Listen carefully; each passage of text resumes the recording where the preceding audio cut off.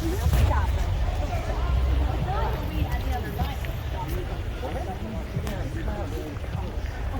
on, kids, come on. That's that Nick, nigga.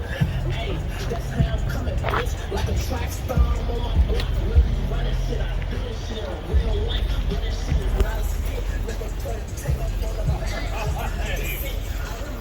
Who else feels like she's got 1,000 pounds takes off of us?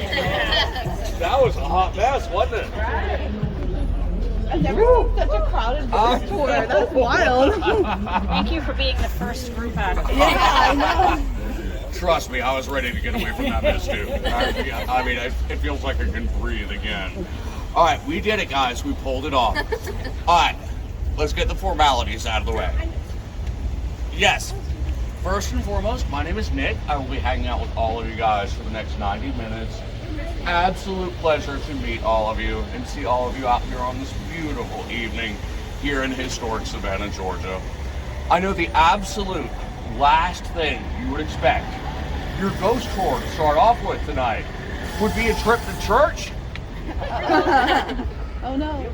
However, guess what? We're doing it.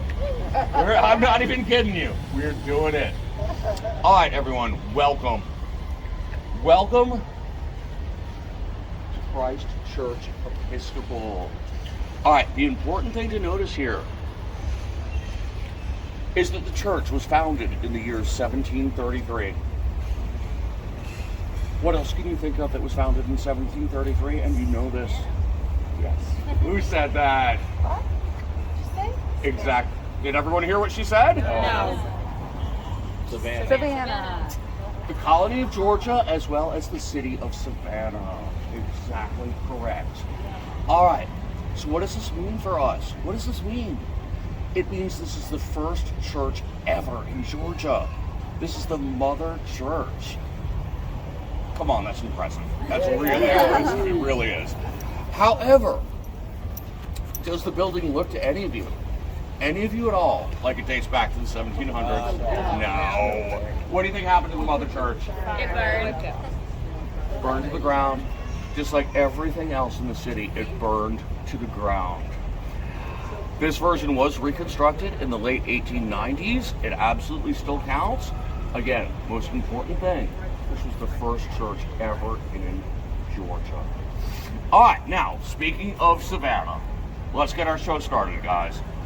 The city of Savannah was actually awarded the very, very prestigious title of America's Most Haunted City back in October of 2012 by the American Institute of Parapsychology. It was not gifted to any of the famously haunted cities you would expect.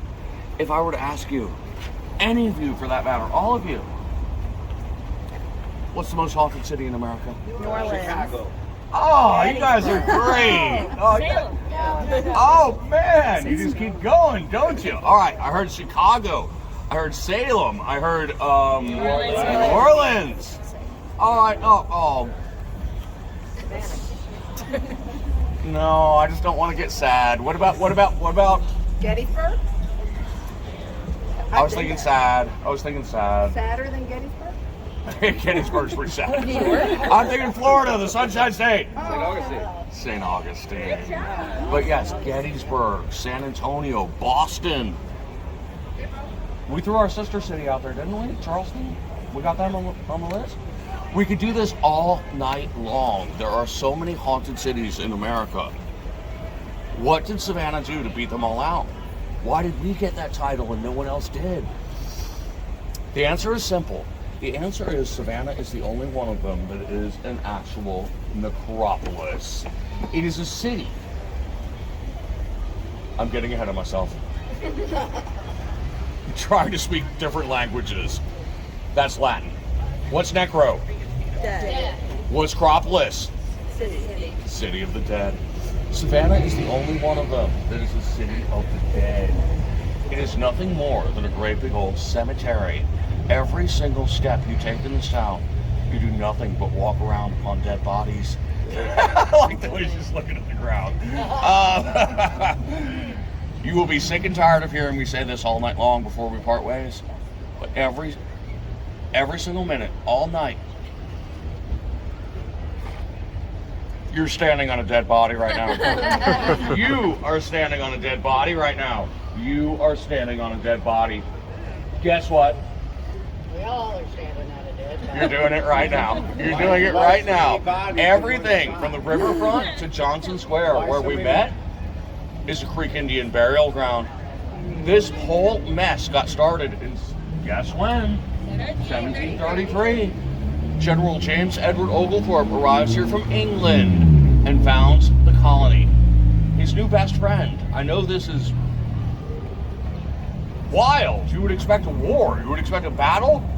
His new best friend is Micro Chief Tamachichi, representing the Yamacraw Indians. Okay?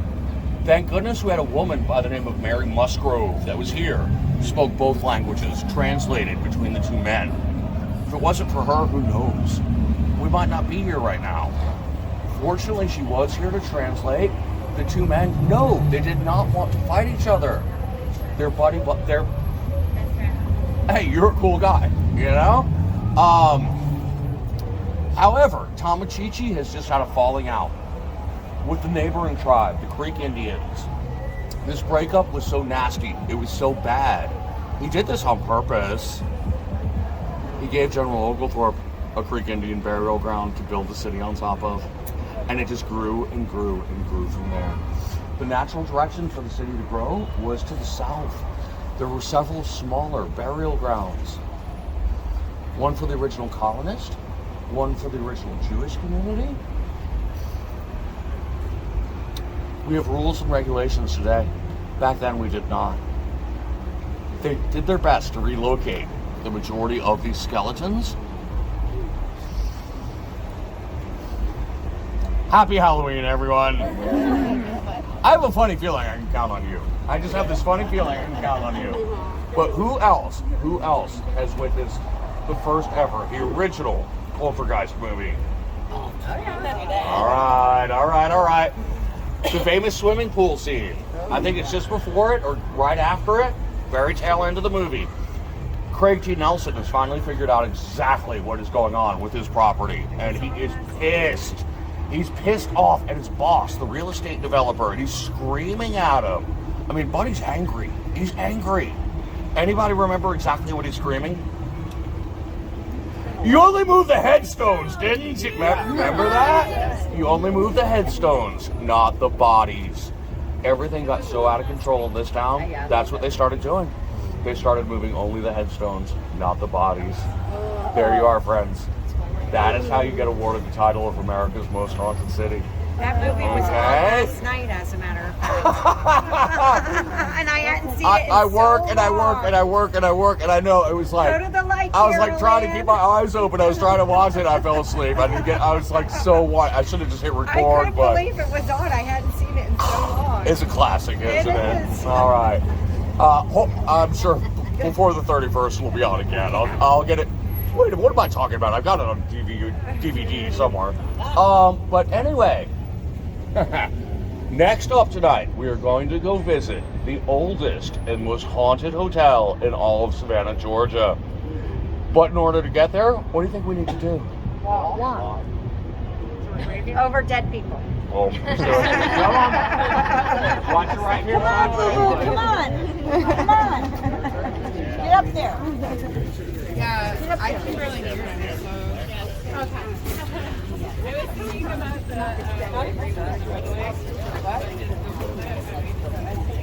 know. It's hard to hear it, but I have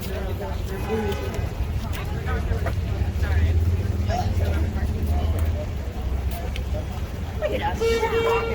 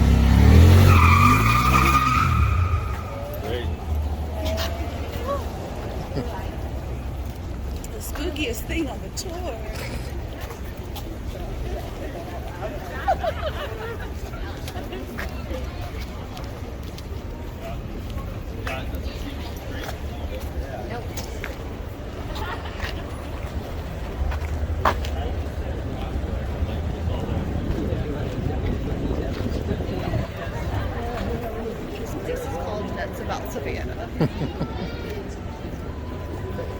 feel sad that we didn't go there. It's okay. She was actively trying, like, oh my god, couldn't you just, well, I'm not taking the long way.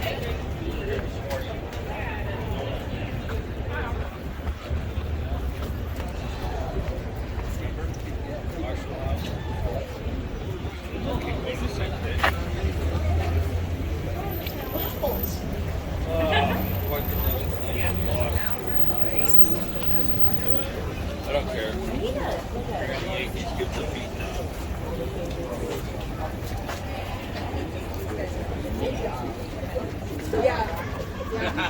Okay, yeah, don't get, please, get as close as you're comfortable with, please. All right, just as I promised all of you, next up this evening, we have the oldest and the most haunted hotel in all of Savannah, Georgia. The Marshall House Hotel.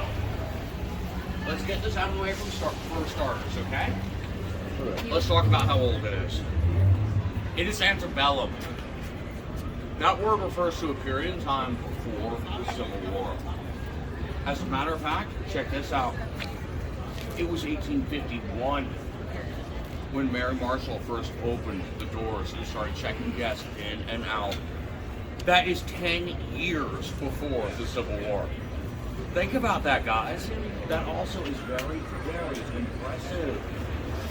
All right, now speaking of the Civil War, the very last year of it, the tail end, the brutal, brutal cold winter of 1865, William Tecumseh Sherman has had enough of this war. He was never big on politics to start with. He's tired of fighting. He doesn't really agree with the whole thing. And he's just done. He's done. Gloves are off, okay? He's going to put an end to the Civil War, and he's going to put an end to it single-handedly if he has to. Wow. Did he ever? Okay? Enter his burning rampage, his march to the sea. He kicks that party off up in Atlanta, Georgia. Anyone remember exactly what he did to Atlanta? He burned it to the He ground. burned it to the ground. It's gone. It's not even on the map anymore. He didn't go on a burning rampage for no reason. Like I told you guys, this man is not playing around anymore. Next is March to the Sea. Where is he going next? It's on his way here. He has the exact same intentions. He's going to burn this city to the ground as well, too. Guess what, though? Guess what? I have good news for all of you. I do. The good news is that a man by the name of Dr. Richard Arnold was mayor of Savannah at the time the war was raging. He has gotten word of this. Sherman has an enormous army with him. I mean, it's just huge. 2,000 men. How many? 62,000. Are you serious? It was a big army. It was I am serious. and they are headed right here, intending to burn everything to the ground. Arnold knows he is severely outnumbered. He knows he's in trouble. But there's always something you can do, right? There's always something. He wrote him a letter. He wrote him a letter. Okay? When Sherman reads his letter from Mayor Arnold, it simply states, "Dear General William T. Sherman, if you would consider sparing the city of Savannah, not burning it to the ground, I'll give it to you. I'll unconditionally surrender it." Sherman scratches his head for a minute or two, thinks about this, and he writes Arnold back. When Arnold receives his letter, it simply states, "Deal." Okay. Normally no one sees that coming, but yeah, he agreed. He agreed to this.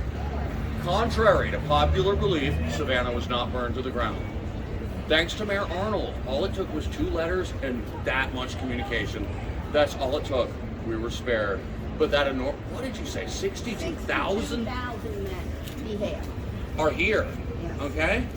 They are the enemy. Everywhere. They are the enemy. We'll talk more about it in a minute or two. I mean, they've worked out this deal, but I mean, that's the opposition. Not only have they occupied the city of Savannah, they have occupied the Marshall House Hotel. All right, average age of a Civil War troop, they're children. They've been in war. They're beginning shot at.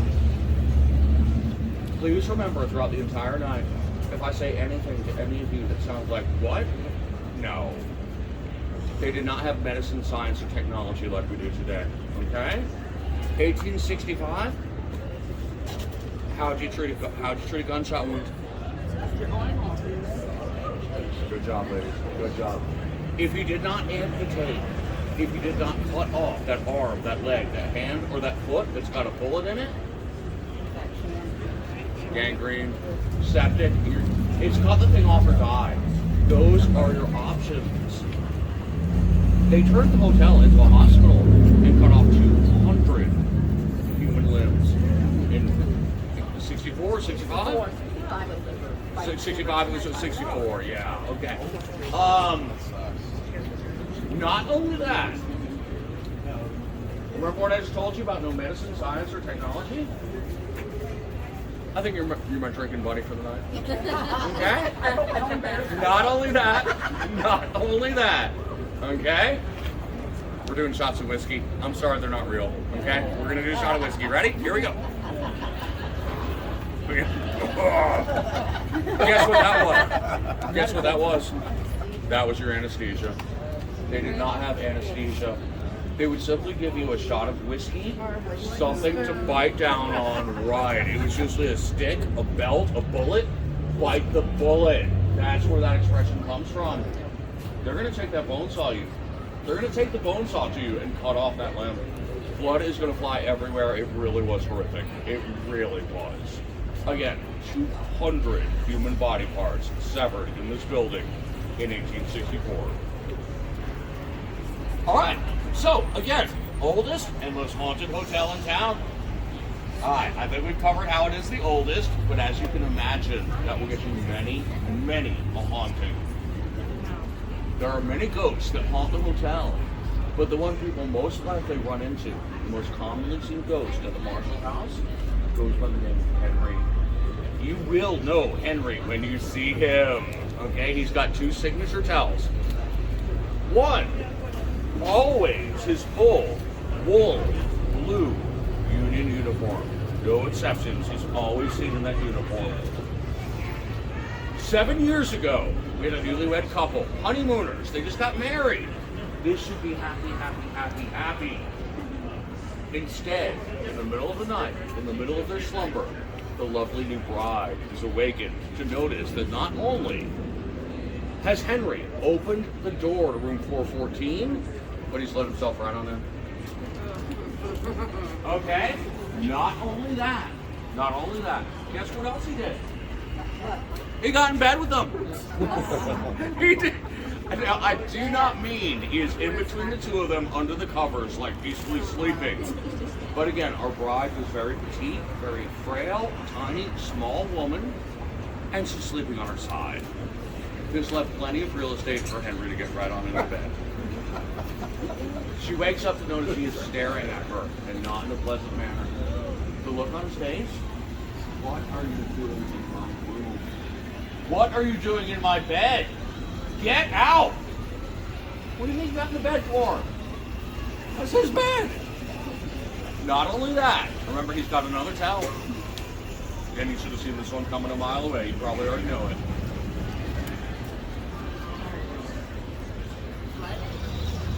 His arm was cut off? He's got no left arm. Left arm is gone. Amputated. Sleeve of that uniform has been pinned up over that amputation. Ladies, again, try to imagine this. It's your honeymoon. But instead, you wake up to see a one-armed Union soldier in the bed giving you the evil eye. That is terrifying.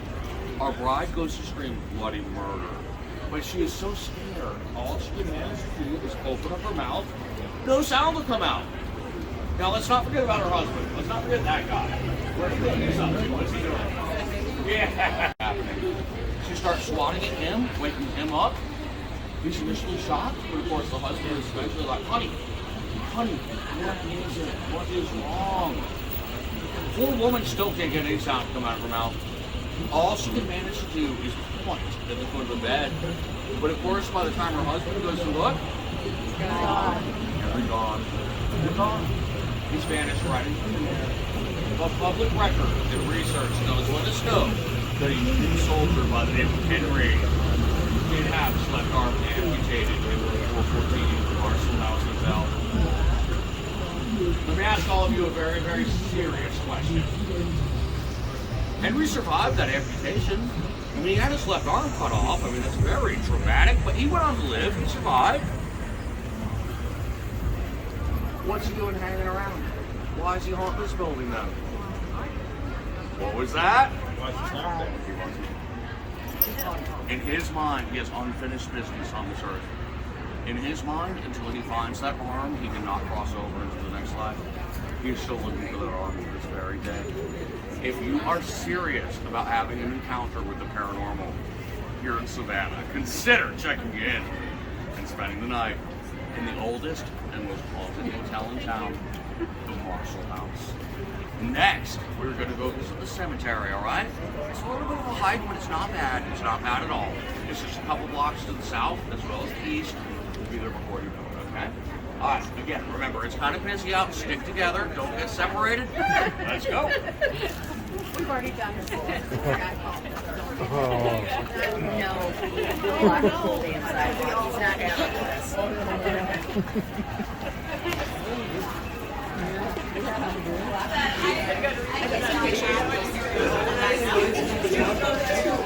Like, we're just looking at the hotel, but we don't get to like it.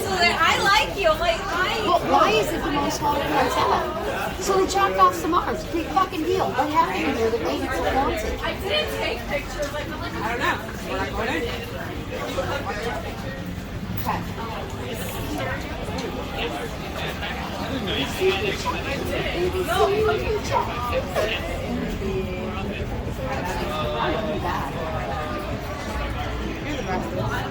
No, you. You're the best. Why do you ask? Why do you have so much insurance? What's she doing?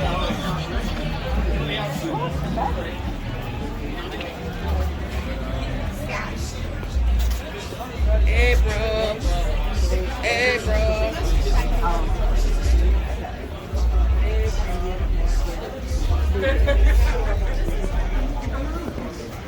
So I have gotten. We're back down there, right?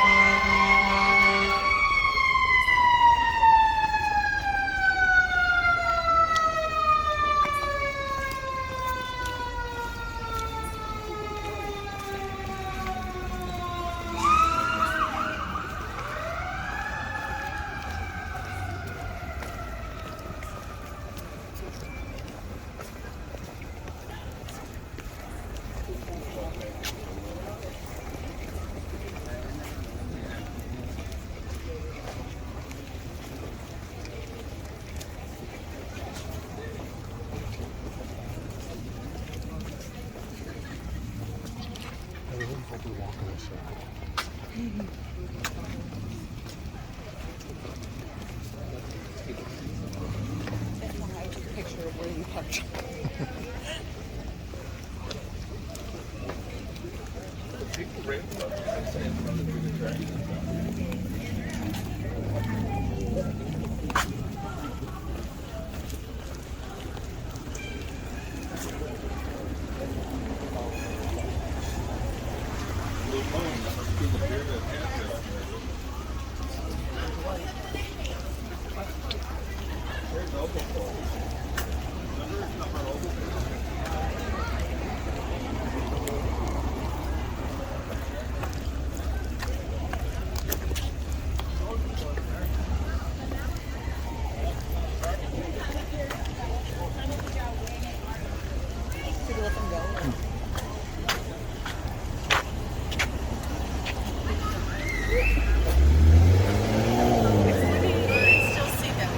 Yeah. Oh yeah, he's got it. He's got his vertical front here. He should never cross it. We got you. And I have to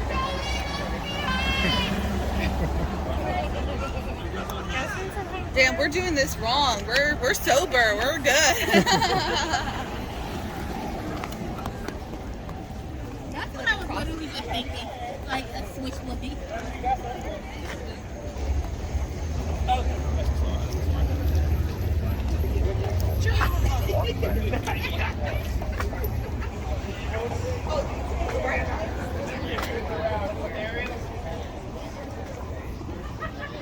But again, no worries.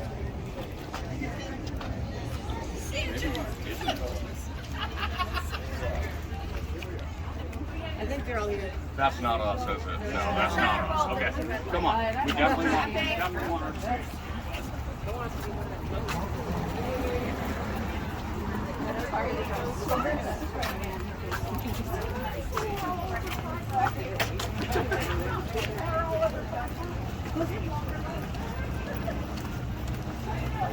Yeah.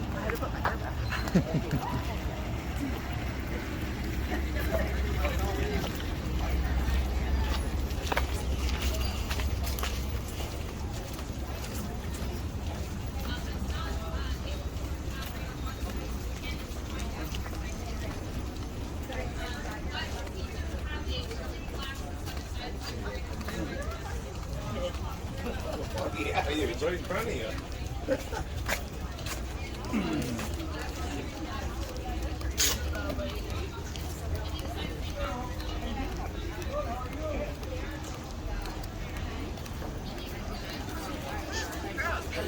This is risky.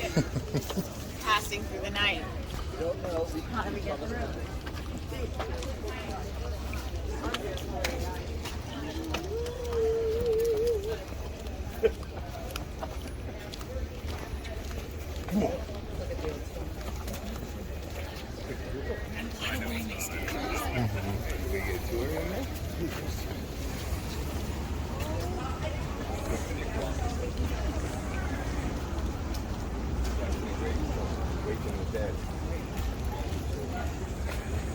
I should have brought some salt to protect us from the witches.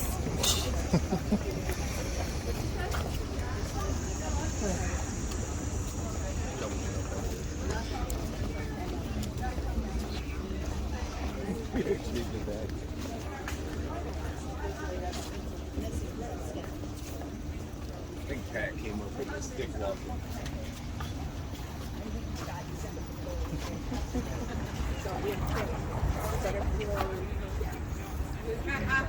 Can't see anything. All right, everyone. I told you I got you. I told you we had this. We really got the sweet spot. We really did. All right. Colonial Park Cemetery in use from 1740 up until 1853. That is when people were being buried here. At present, we have 600 headstones and crypts inside these gates. But public record and research lets us know there are actually some 9,000 to 10,000 people buried here. Don't let that empty appearance fool you, okay? The reason it looks this way? Guess who? That same rascal we've been talking about all night long, Sherman. When he has occupied the city, the troops that are healthy, the ones that do not need body parts cut off of them over at the Marshall House. They're camped out here. I know that sounds bizarre. I know we were not able to get the main gate. There's tons of cheat sheets over there though. But it was the DAR, the Daughters of the American Revolution, that replaced 3 of the 4 brick perimeter walls with this iron in 1913.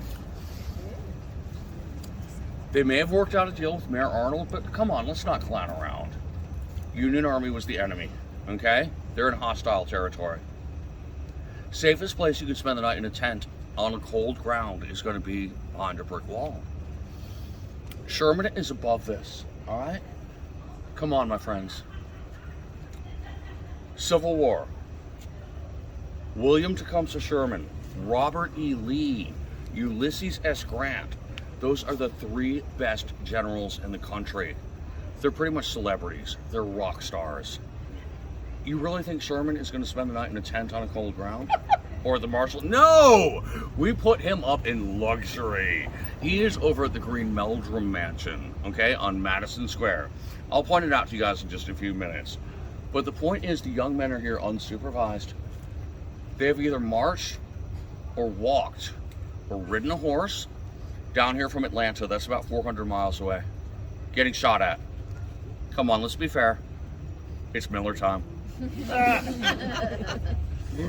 They did drink, and they drank too much, okay? And they like the So, around sunset, one of them is like, hey, didn't Sherman give us an order? Aren't we supposed to be doing something? Another one is like, I don't know, I'm drunk. Another one is like, wait, I remember, yes, he did give us an order. The other 2 are like, okay, well, what was it? It was the easiest order ever. Simplest thing ever. Put your tents up. Put your tents up.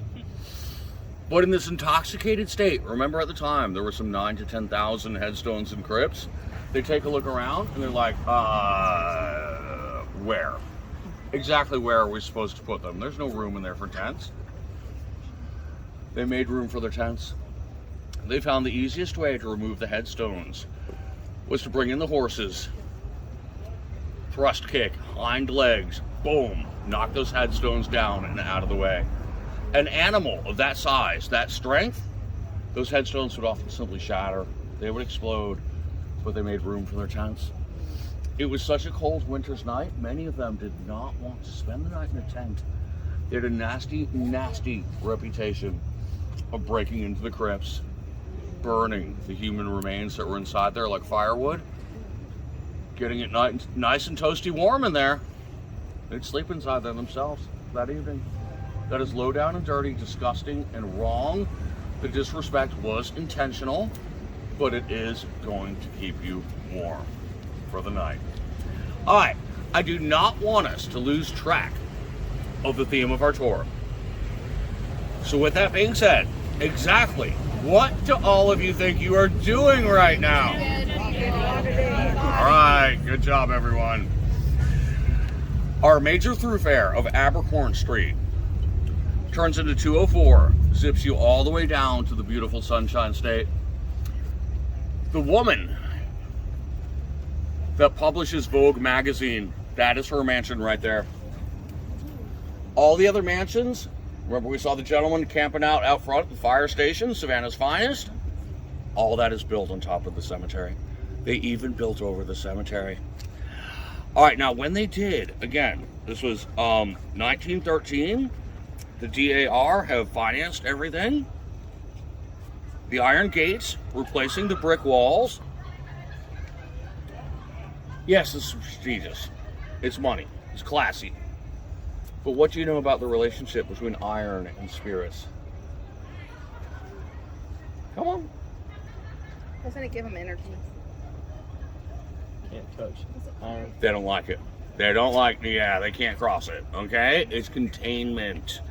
So the thought really here was, they should not be able to get past these iron gates. That's what they were really up to. But many of the townfolk were concerned. Maybe the iron gates are not going to be good enough. Let's reach back out to our Haitian friends. The Gullah, the Geechee. These are the folks that still practice voodoo in Savannah, Georgia to this very day. They are brought in to to lay the bricks underneath your feet right now. The bricks were originally glazed. They also have flecks of iron in them, but that's not what's important. That's not the important thing here. The important thing is to notice the designs, the patterns. You will not find brick like this anywhere else in Savannah. This is absolutely unique to the cemetery. And why is that? Yes, yes. It also is voodoo. It is a spell. It also is containment.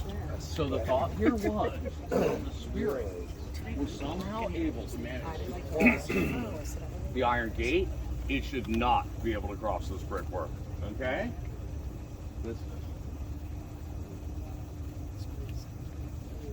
I was gonna say nobody told me that thing wasn't doing anything. Okay. Right. This is containment. Regarding the cemetery being built over. Another must-do in Savannah, Bonaventure Cemetery. You really want to check that place out. That's Victorian era. We're back in the 1700s with this guy right over here. Even during broad daylight, some of these headstones are so difficult to read. They're just so old. They're so worn down. I will do the best I can for you, though. Let me introduce you to someone very, very important. Here we do have Margaret. Alright.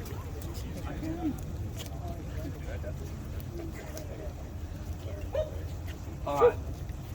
If you look towards the middle, but closer to the top, I am not tech savvy, I'm so sorry.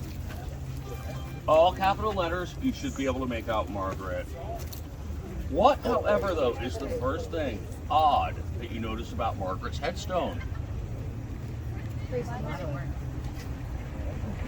a lot of words, isn't there? What else do you notice? Faces out. It's facing us. It's facing us. So exactly, what does that mean I'm doing right now? Standing on Margaret. I'm standing on Margaret. Do I feel bad about this? Yeah, actually I do. I really do. Sincerely. But you're contained. However, what if I come over here? What if I come over here with you? What am I doing now? They even built over the cemetery. That is how you get to be America's most haunted city. Never forget that, guys. They simply built right over everything. Margaret is hard evidence. All right, let's continue on. This way.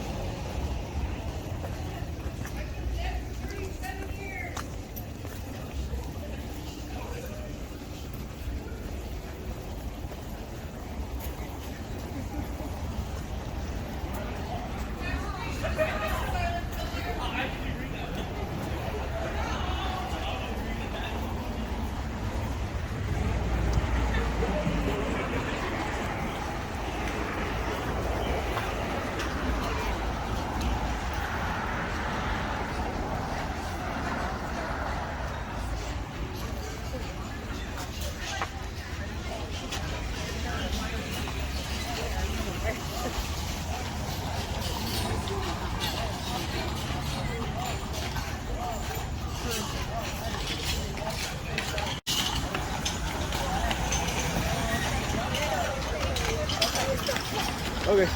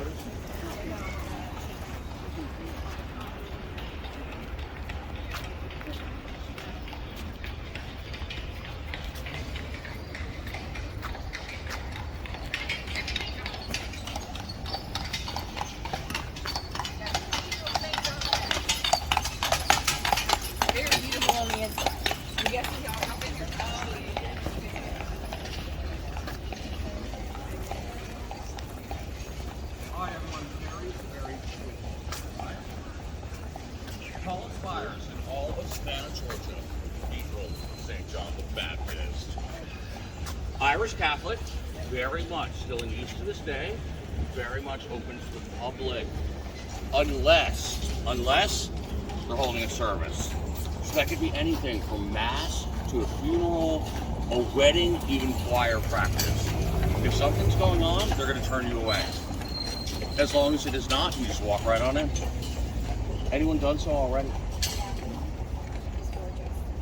Thank you. Because I don't have the words. I cannot find the words. Very impressive. It looks like a church from Europe. The outside doesn't do the inside justice, right? I mean, the inside is just like, wow.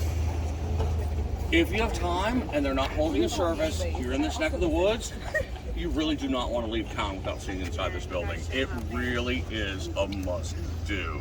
If you get turned away, just please try, and try again. You'll eventually get in. You will not be disappointed. Don't leave town without seeing inside that building. Let's get back on with our scary stuff, okay?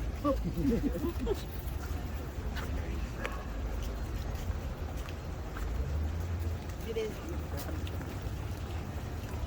Catholics don't have any ghosts. They do exorcisms and stuff, so Catholics take care of it.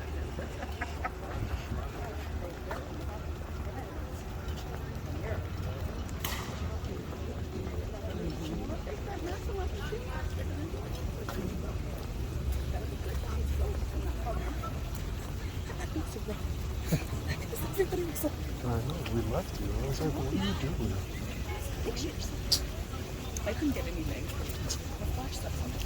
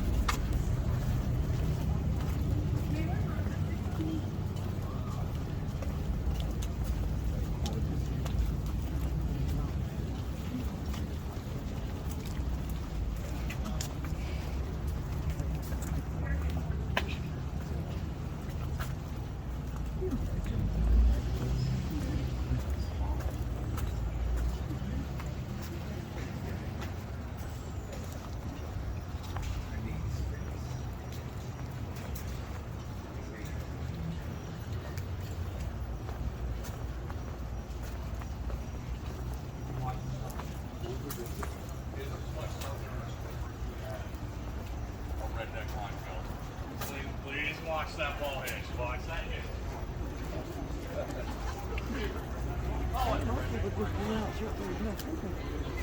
That's exactly why I took my hitch out. I didn't want somebody walking into it. I get mad and trash.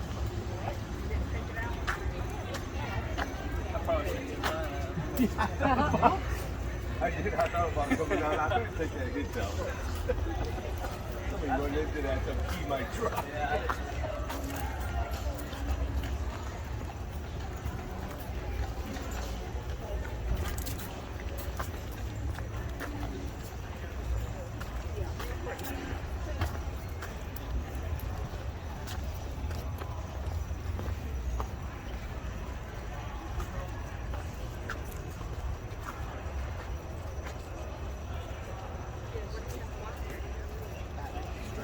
Yeah.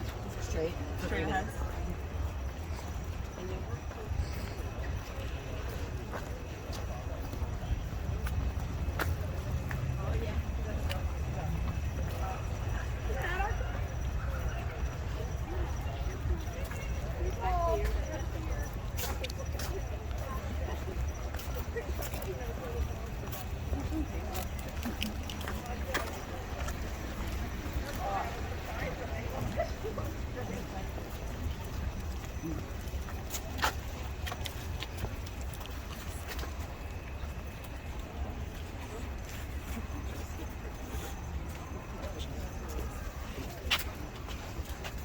All right, friends. I know I've been doing a bunch of upshifting and downshifting on you guys. Revolutionary War, Civil War, Revolutionary War, Civil War. Let's upshift one more time. Just one more time, okay? To the Civil War. Remember, we talked about William Tecumseh Sherman being too good to camp out at the Marshall House or the cemetery.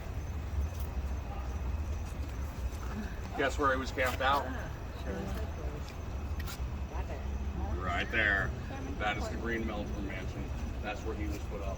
Well, buddy had it rough, didn't he? He had it really rough, didn't he? Now, this is Sherman's headquarters. This is where he was. Now, let's downshift one more time. American Revolution. Not just Madison Square. The entire area.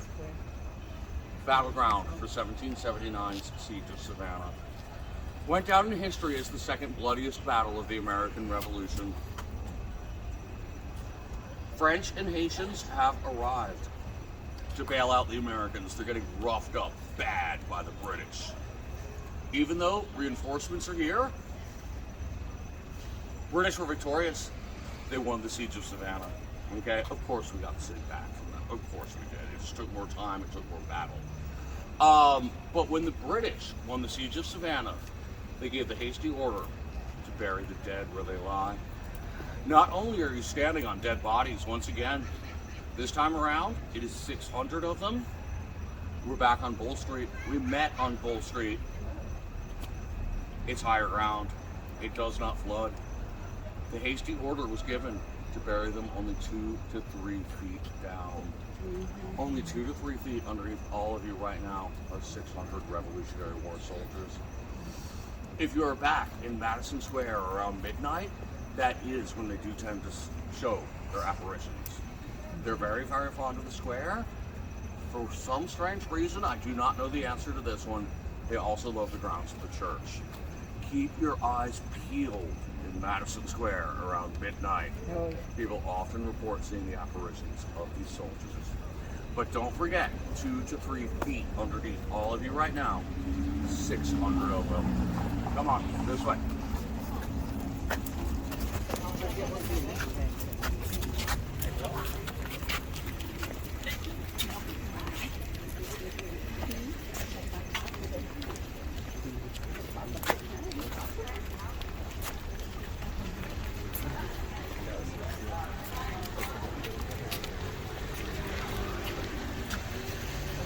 But yeah, other parts of town, basically in general, Savannah's below sea level. Other parts of town, yes, human remains have just popped right out of the ground, just washed away in heavy storm surge, like you said. It's not Wall Street, just because it's higher ground. It's higher ground, it's just like the bluff, the riverfront. Okay, next up this evening, directly behind me, affectionately referred to as the Pumpkin House by the locals. It has been on all of your favorites. Ghost hunters, ghost adventures, most terrifying places in America. We'll see if anyone picks up on this one or not. No big deal either way. Most recently, BuzzFeed Unsolved. Ah, she got it. She got it. All right. The correct title of the home, though, is, of course, the Sorrel-Weed House. Wealthy, prominent Savannian, Mr. Francis Sorrel, has just lost his first wife, Lucinda Moxley, to yellow fever. Just like any other rational man would do. Next, he runs out and marries his dead wife's younger sister. Come on, that's messed up. That's messed up. Let me say it twice. His dead wife's younger sister, Matilda Moxley. Okay? He begins construction on this home for her. He is not the type of man that takes no for an answer. You don't tell this guy no. Okay?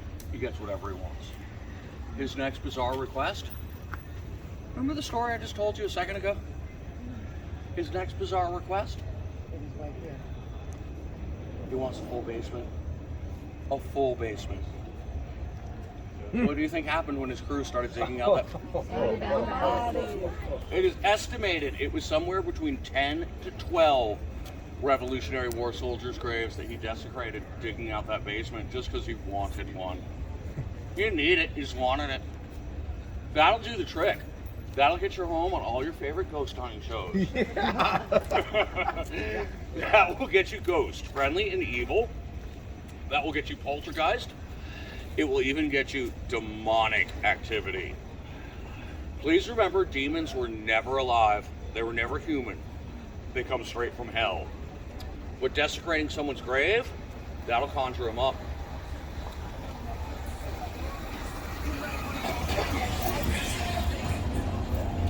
There is a demon that frequents the southeastern corner of the basement. He's not there 24/7, but he is often there. Myself, I would not lie to you. I would not. Myself, with witnesses, I have seen that demon pick a grown man right up off of his feet and throw him into the brick wall in the corner. Other men have come out of that corner looking like they just went 10 seconds in the ring with Mike Tyson. Okay? They'll come out bloody, battered, and bruised. Women, you're not off the hook. Any exposed flesh. Women often report coming out of that corner with bright red handprints on their bodies. For the demon, this is like branding cattle. These women will swear up and down those handprints feel like they're just on fire, just scorching hot, hottest thing they've ever felt in their entire lives. Other women, ladies, what's another thing demons are known for doing to women? What else do they love to do? Don't think anything too nasty. It's not nasty.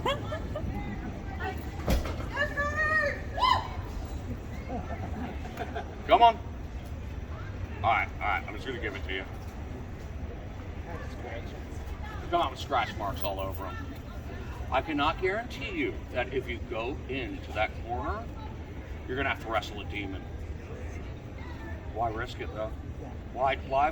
That's a demon. Stay out of that corner. Don't go in there. Basically, the house is haunted before construction is even complete because of this mess he's made out of the basement. Once it is complete, he carries his lovely, beautiful young bride, Matilda, across the threshold. She may be beautiful, she may be young, but this woman has suffered depression her entire life. I mean, like bad depression. The minute her feet touch the hardwood floors in the foyer, it is amplified. It goes through the roof. She has this overwhelming feeling of sadness. Something is wrong. It's not right. Her depression is, of course, being amplified by the paranormal activity in the basement. All right? She's terrified of that basement. She will not go down there. She maybe only went down in the basement once or twice in her entire life. She is that scared of it. Over the next decade, she gains a reputation of throwing the best dinner party in all of Savannah, Georgia. Remember, no medicine, science, technology like we have today. All right? You socialized. Who's going to get an invitation? Who's going to show up? These dinner parties were a big deal. Talking about men like Lee and Sherman, guess what? They both attended dinner parties here. They sure did. You don't believe me? Look it up. She throws the best party in town. She also bears Francis children. 8 of them. They're all male. They're all boys. 8 little boys running amok everywhere. Come on, that's a handful, right? That's not fun. Guess what? Matilda does not have to worry about this at all. She's a kept woman. 12 of them. They're all from Haiti. They're all female. They do everything. Everything. They run the house. They raise the boys. Literally raise them. Every single day. Breakfast, lunch, dinner. Oh, you smell awful. Go take a bath. Okay, as a reward, bedtime story. Now say your prayers and go to bed. They literally raised those 8 boys. They loved them. The 8 boys knew biologically these 12 Haitian women were not their mothers. They're pretty much in that role though, aren't they? I mean, that's what they're doing, you know? They love them. They love them. All right? All right, fairy tale has to come to an end. Fairy tale comes to an end with Matilda's next pregnancy. Remember what I told you at the Marshall house? It really is kind of amazing that she had 8 boys survive and thrive the way they did. Next up, she loses 3 children in a row. One was a girl. She lost the girl as well as another boy to illness during infancy, which was, again, this happened all the time in the 1840s. She loses another boy to childbirth. Boy lived to be 3 hours old. Remember, this woman suffers depression. And after 8 successes, 3 in a row, she just lost 3 children. How do you think she's doing up here? Not good. Not good at all. As people often do that suffer depression, she begins to isolate, she begins to withdraw, she loses passion in anything she was once interested in. Next up, guess what's next to go? Her beloved dinner parties. You see, it's the depression talking. She's not interested. Don't want to do that anymore. How about her husband, Mr. Francis? You think she's in a lovey-dovey? No, she's not in that kind of mood at all. No. She is giving him the very, very serious cold shoulder. But a man like Mr. Francis Sorrell, think that's going to bother him in the least? Who's he got around back in the carriage house? He's got 12 women now, doesn't he? Okay. He sets his sights on the youngest and most beautiful of them all, 18-year-old Molly. Strikes up a very, very heated affair with her. That affair lasts for about 3 months, and it would have lasted for longer had Matilda not caught Francis and Molly together red-handed in the carriage house around back, Molly's private quarters. She caught the 2 of them. After everything this woman's been through, depression, lost children, now she finds her husband cheating on her. She's done. She's done. She runs back into the mansion. Around back, not only is there the carriage house, the servants' quarters, but there's a first and a second-story balcony. She runs out on the second-story balcony, and the first thing she does is takes off her shoes. This is a tradition older than our story itself. That tradition is that if your dead body was discovered barefoot, you had committed suicide. If your dead body was discovered with shoes on, you'd been murdered. Okay? She took her shoes off and she did it. She threw herself to her death from the second-story back balcony. Suicide. She is dead. And as a result, Matilda Sorrell is the most commonly seen ghost at the Sorrell Weed House to this day. She is brunette. She always keeps her hair up in a bun.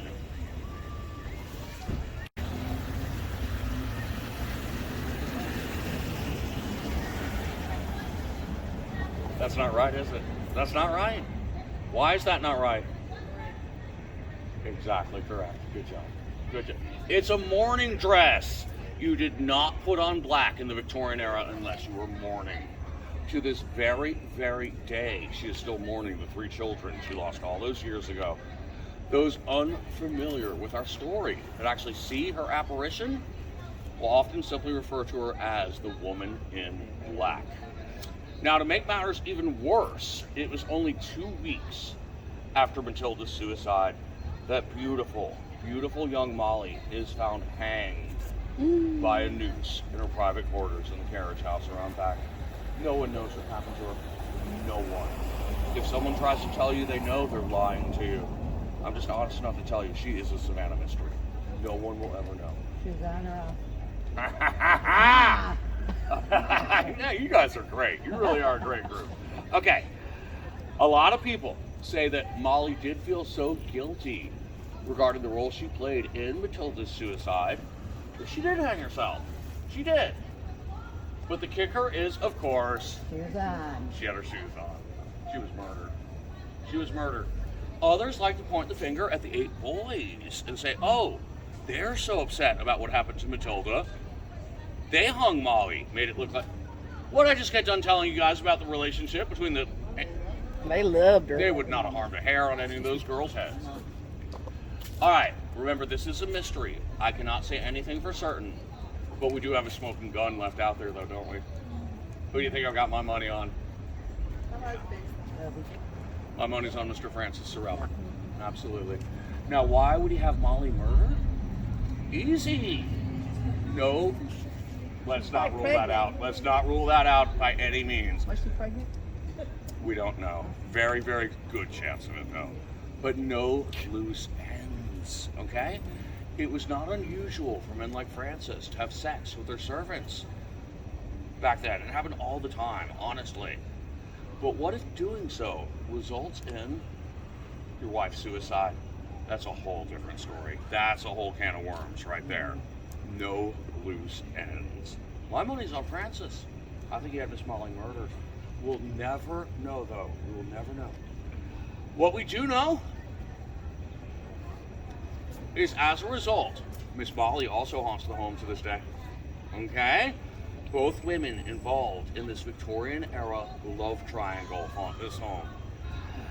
Should you see either Molly or Matilda or both, please consider yourselves very, very, very lucky. They're not going to harm you. They're not going to haunt you. They're not going to follow you home. They are ghosts. When they do haunt the home, you just saw a friendly ghost. Okay? They're friendly. But let's not forget about that basement, all right? Don't forget, there's often a demon in that corner right there. Let's not forget, there are poltergeists. There are evil spirits. Roll all of this together into one. The Sorrell Weed House is the scariest and most haunted home in all of Savannah, Georgia. I know one of you is going to ask this in the next second or two, so I'm going to throw it out there and get it out of the way now. No one lives there at present. It is a house museum. You can purchase admission and you can go inside. You can even go in that corner. You can go everywhere that I just mentioned, except for the bedrooms and the children's quarters, and that's just because that's their offices, okay? Everywhere else, though, Molly's room, everything. The corner. My advice is worthless, but remember, you are grown adults. But my advice to you was stay out of that corner in the basement. But you can do whatever you want. Come on. We're getting tickets. What's that? You don't want to get a ticket for that? You don't want that. Yeah, I want a ticket in there. Yes, I do. Yep, I do. It's like a tumble down those stairs. Do you see it? It's like so uneasy.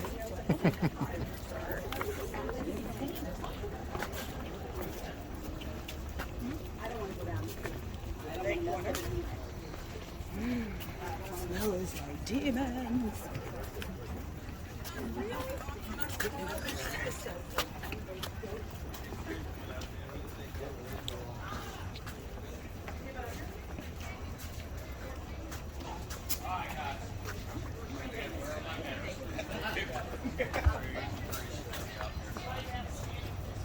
It's not that bad. You only need to worry about the corner if you're inside. If you're outside, you're fine. Don't worry about it from outside. We just have a look back to make sure we got everyone. We're going to push through all these other groups. But yeah, that is the corner in question. It's that one right there. Right here. Yes, absolutely. 3 sides of the home. 2 sides in the back, breezeway. Clearly this glass is not correct. It's been glassed in. She would have a breezeway on 3 sides. So just try to imagine the porch was there. That's where Matilda would sit and gossip. Drink mint juleps, plan the dinner parties. But underneath it was not there. It was a breezeway. So just pretend that's not there. And then the corner in question would be right there. Yeah. But again, you only need to worry about this if you're inside. You're fine out here.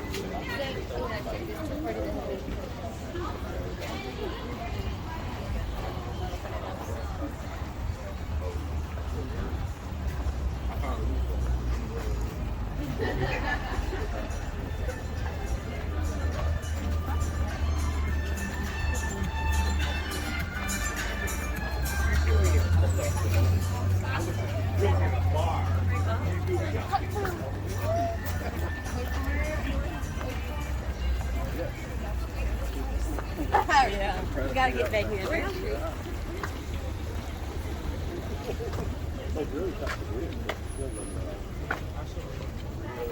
Come on, let's see how.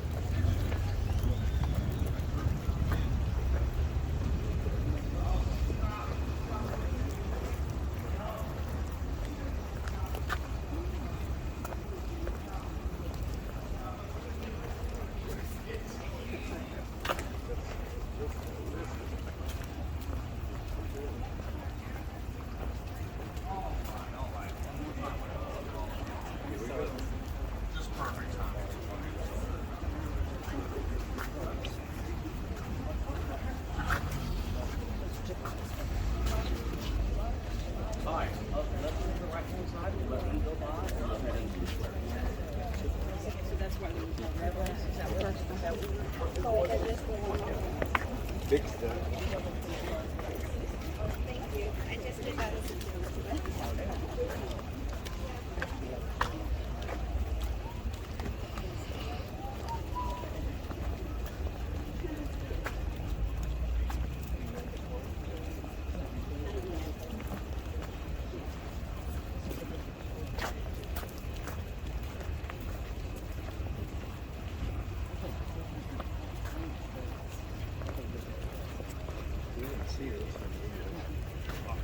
There we go. Now we can breathe again.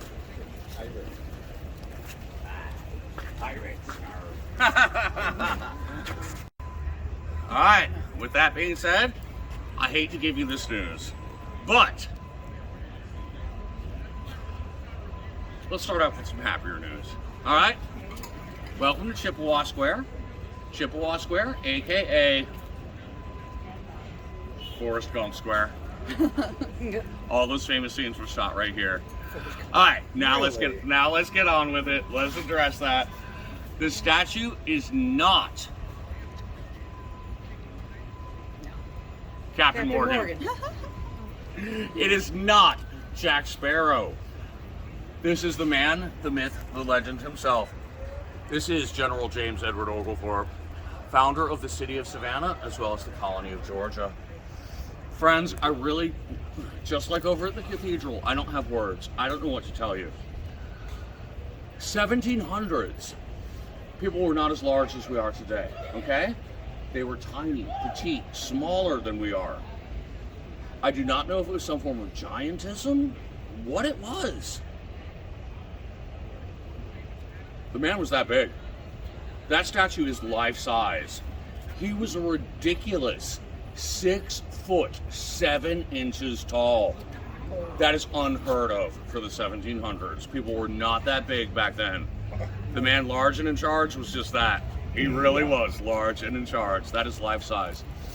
Now, when he came over, remember when we met, 1733, on his wooden ship, the Anne, he and his buddies are Freemasons.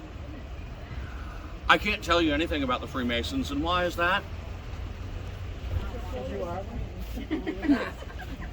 You have to be part of the Freemasons to know about the Freemasons. Let's just throw this out there, though. Let's just throw this out there. What's the first rule of Fight Club? Talk about Fight Club. You don't talk about it. You don't talk about it. All right. So I will tell you this, and only this. Freemasons did nothing by accident. Nothing. Everything was by design. Spanish-American War. The beautiful Sunshine State, Florida, is a Spanish colony.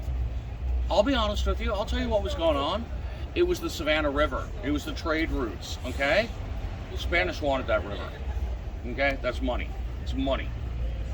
So they are constantly sneaking up from Florida, trying to take this territory away from Mr. Oglethorpe. He is constantly battling them, sending them back to Florida. I'm not trying to make light of this by any means, and this was war. This was the Spanish-American War. But when the Freemasons erected this monument, what direction is he facing? South. He's facing due south. What direction is Florida from here? Due south. It's intentional. They did that on purpose. He is still guarding the city of Savannah to this day. He's still watching over everything, making sure no one comes creeping up from the Sunshine State. Now, again, my heart bleeds for all the tragedy down in Florida. That's one of my favorite states. Please remember, if you are here to visit us and vacation, that is a completely different thing than coming to invade. But yes, I think it's super cool. The Masons put him facing due south intentionally. He's still guarding the city to this day. I love it. All right, let's get back on with our scaries. This way.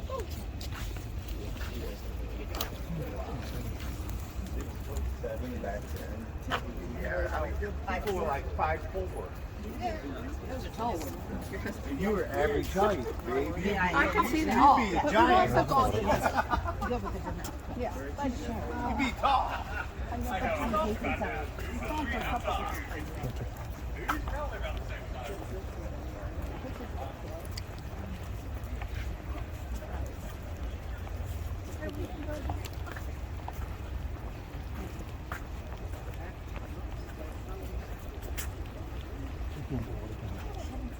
The gimbal.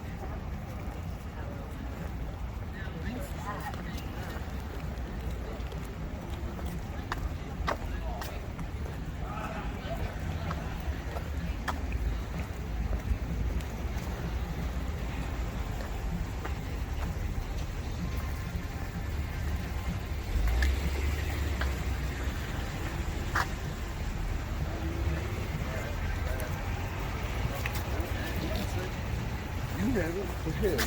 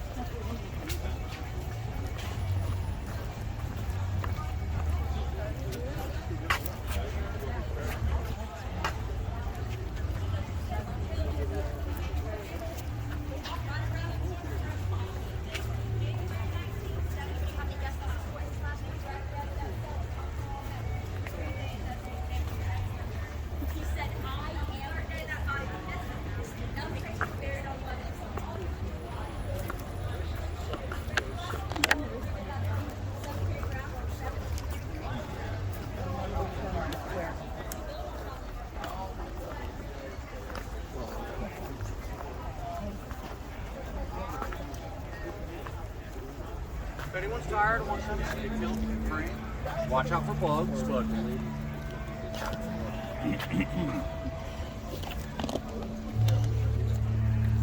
All right, everyone.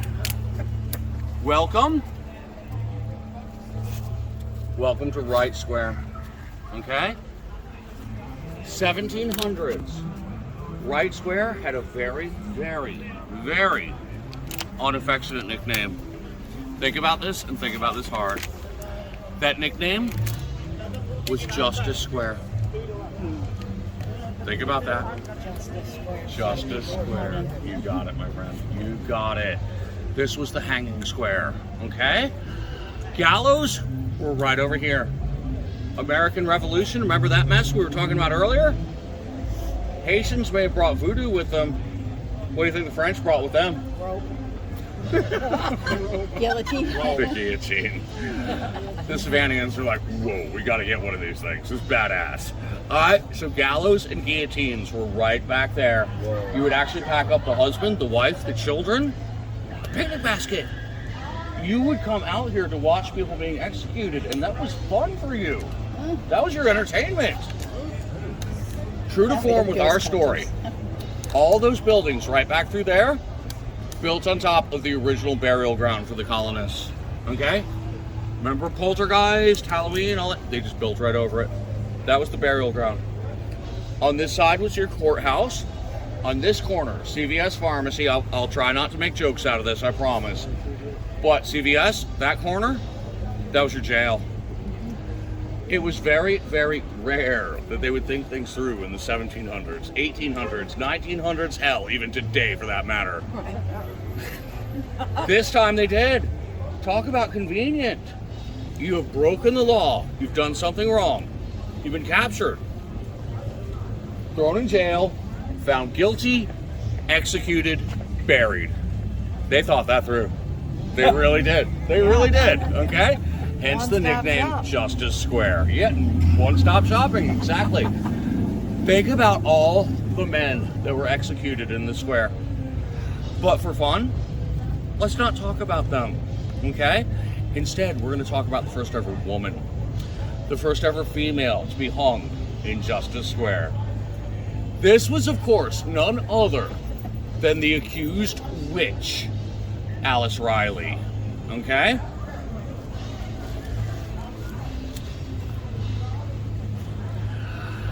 Alice Riley simply dealt in herbs. She dealt in healing.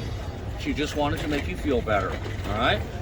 Mind you, 1700s, the same guy that was your dentist was also your doctor as well as your barber. He did all of that, okay? Not only that, there's probably a fishbowl sitting right next to your chair. It's got leeches in it. They were clowning around with bloodletting back then. Yeah. I don't know about you. Again, you're all grown adults. You can do whatever you want. But for me, if it's something just like a sore elbow or a sore knee, I'm absolutely going to Alice Riley for some herbs before I'm going to let some wild man put leeches on my body, okay? But that's just me. However, in these days, if a woman was clowning around with anything other than cooking, cleaning, or bearing children, you're a witch. Therefore, Alice is accused, not confirmed, but strongly suspected of witchcraft. She is also the indentured servant to a very, very wealthy, but miserable, old, cranky, bitter man who goes by the name of William Wise. Two strange things about Mr. Wise. First and foremost, he has ridiculously long, natural, straight waist-length hair. There's nothing wrong with that. Nothing at all. But these were the days when most, not all, but most men Shaved it off.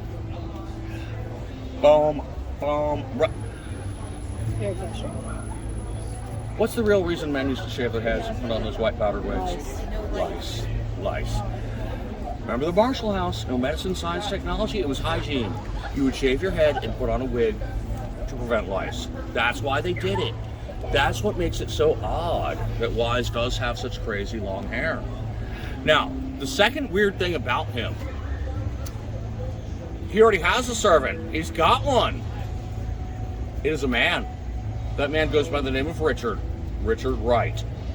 Every single evening, Richard Wright has Old Man Wise in the bathtub. We didn't have shampoo, but he's washing his crazy long hair, brushing it, combing it, most importantly, making sure there's no lice in there. He's also shaving him. He's shaving his face. How'd you shave in the 1700s? Straight blade, straight razor. Yeah, okay. Long story short, Richard Wright has got this down. Honestly, this is a pretty easy job. It's kind of a cush job. It's not like the Sorrel Weed House where you got 8 rowdy young boys running around. You need 12 women to manage them. No. The Old Man Wise never married. He never had any children. It is just him, his money, and Richard Wright. Richard's got it made. I mean, he can easily handle all the cooking, the cleaning, folding the linens, face shaving, hair washing, all. Piece of cake, walk in the park, right? Alice Riley really is not needed in this scenario. She's not. But don't forget our stories about her. You know the day comes when Old Man Wise brings Alice Riley home. Okay? Richard, meet Alice. Alice, meet Richard. Alice is going to be helping out from now on around here with the household responsibilities. Richard can't say anything. He's a servant. You know, he's probably scratching his head or rolling his eyes or something. He's like, all right, come on. What's really going on here? What's really going on here? Alice Riley was not needed. Let's be honest. She is not needed in this scenario. Remember I told you the old man's lonely. He's wealthy. What do you think he's up to? What's really going on here? Maybe Alice is not needed, but perhaps she's wanted. What do you think he wants with a beautiful young woman? I don't know. I kind of think he might have been a little bit too old for that. But so let's just go with this. Let's go. But you're on the right. You're on the right track. Let's go with companionship. Okay? He's lonely. But do you think a beautiful young woman like Alice Riley is going to fall in love with this miserable old man? I mean, money talks. Money does talk. But you think she fell in love with him? Yeah, she fell in love with Richard. What was that? She fell in love with Richard. Absolutely. She fell in love with Richard. Okay. The old man is furious. All of his plans have just backfired on him. Okay? He was always very, very verbally abusive, but now he dials it up a notch or two. Okay? He's constantly screaming at them, yelling at them, talking down to them, and just like none of us would, they do not appreciate it. All right? So they have come up with a plan that the very next night, when our two new lovers have the old man in the bathtub, washing his crazy long hair, shaving his face with that straight razor. Oh boy. All right, not only that, they also pushed him under. Not only did they slit his throat, they also drowned him. They made sure he was good and dead. They flee to the south. They got about 10 miles out before they were captured, but they were captured. Once they're captured, don't forget Justice Square, okay? Separate prison cells, CVS. The very next morning, Richard is led to the gallows. He's executed. He's dead. He's no longer part of our story. Next, it is Alice's turn. But as she is being led from her cell, she pipes up and she says, she pipes up and she says, she loved Richard. She loved him. I'm pregnant. Sorry, I didn't notice your haircut earlier. Good look, man. That was a really good look. She was pregnant. We do not know who the father was. We do not. Let's hope it was Richard, not William. We'll never know, but you know what? Guess what? It doesn't matter. It doesn't matter. The thing is, she is pregnant.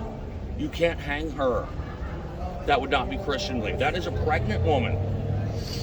She's returned to her cell and made to sit there for months, until she delivers that child. Once she does deliver the child, she's allowed to hold it in her arms for maybe 1 to 2 minutes. They ripped it out of her arms. They took her newborn child away from her, just like it would any of us. It broke her heart. A heartbroken Alice Riley is now at the gallows, noose around her neck, box underneath her feet. They ask her, they say the accused witch, have you any last words? She says, I want what he's drinking. all right, have you any last words? She says, yes, I do. Her last words? A curse upon all of you and your town for all eternity. Nothing but bad luck and misfortune. Now, right after these words, what do you think she did next? She kicked that box out from under her own 2 feet and hung herself. That's badass. That's badass. I mean, if you're going to go out, blaze of glory, right? Okay. But let's talk about what she really... Well, I'm getting ahead of myself again. I apologize. She denied the hangman the pleasure of even doing his own job.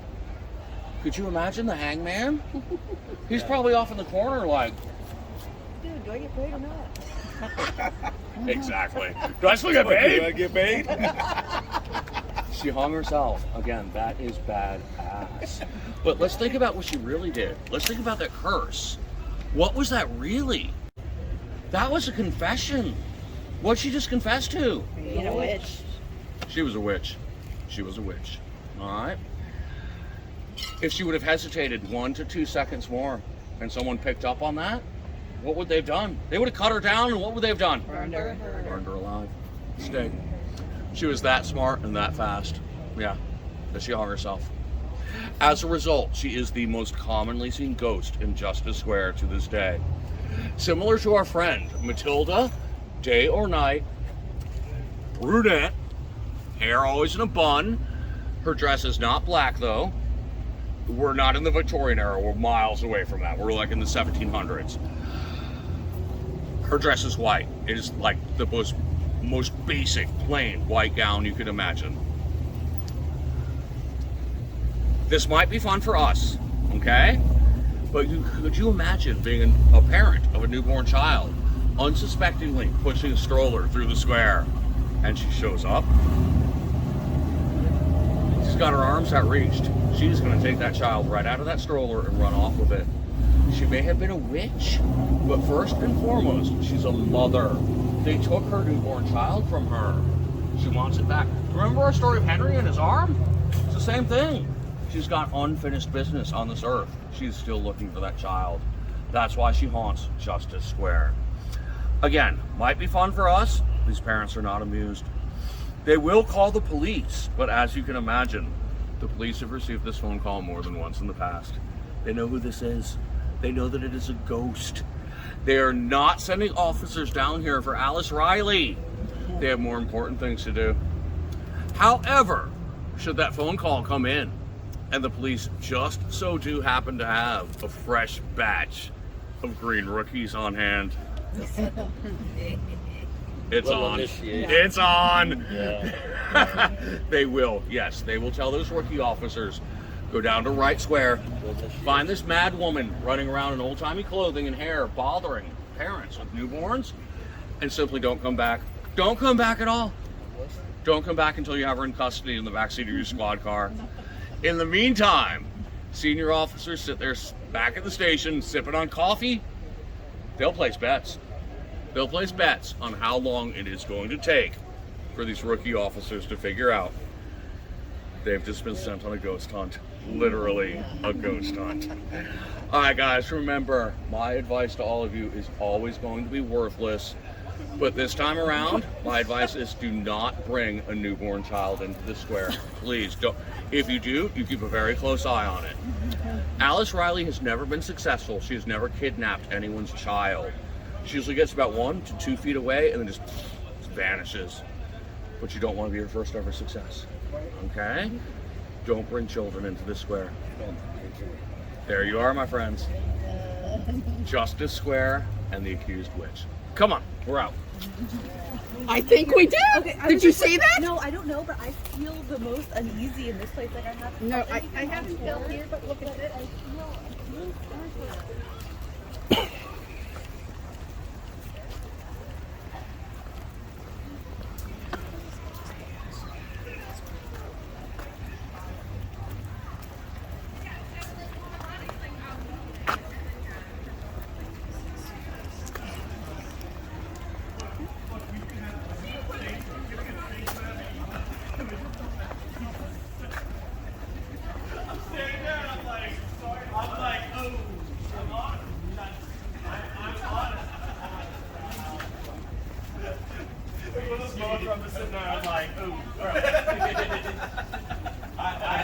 I know the mechanic human being when I see it. I'll take a sip of it, but like you gotta finish. It's The guy with the beard, the ghost. yeah, for sure. It's shaky. Give you guys solids.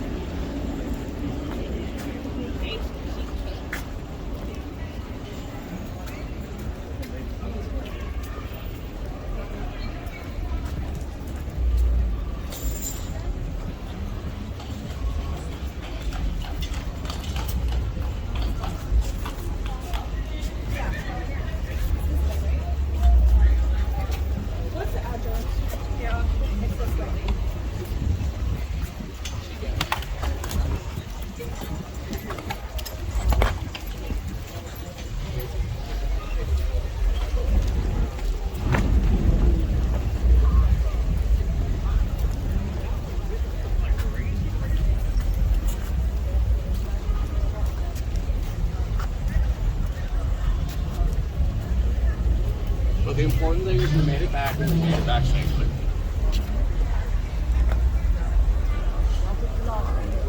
No, I don't think we did lose anybody. They're catching up. I'm just watching the horse.